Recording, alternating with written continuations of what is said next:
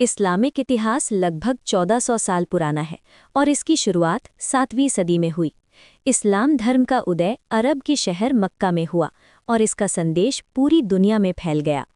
Profit Mohammad को इस्लाम का अंतिम पैगंबर माना जाता है, जिनका जन्म 570 ईस्वी में मक्का में हुआ।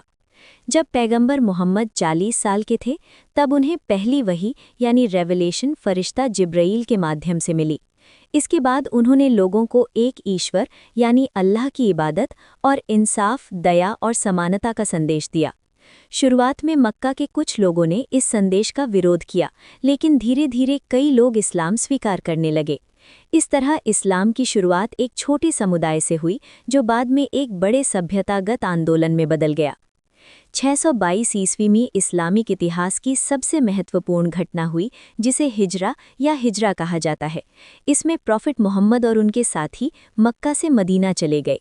इस घटना से इस्लामी कैलेंडर की शुरुआत मानी जाती है। मदीना में एक नई इस्लामी समाज की स्थापना हुई। यहाँ मुसलमानों ने एक मजबूत समुदाय बनाया और न्याय तथा भाईचारे पर आधारित शासन प्रणाली विकसित की।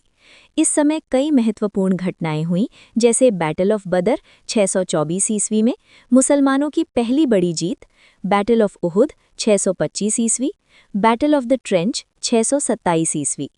इन घटनाओं ने इस्लाम को मजबूत बनाया और अरब में इसका प्रभाव बढ़ने लगा। 630 ईस्वी में मुसलमानों ने मक्का को बिना बड़े युद्ध के जीत लिया। प्रॉफिट मोहम्मद ने अपने दुश्मनों को माफ़ कर दिया, जो इस्लाम की दया और शांति की शिक्षा का उदाहरण माना जाता है। 632 ईस्वी में पैगंबर मोहम्मद की मृत्यु हो गई। इसके बाद मुस्लिम समुदाय का नेतृत्व खलीफाओं ने संभाला।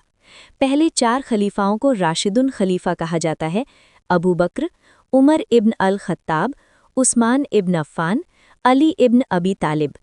इनके शासन के दौरान इस्लाम अरब से बाहर भी फैलने लगा और मध्य पूर्व, फारस और मिस्र तक पहुंच गया।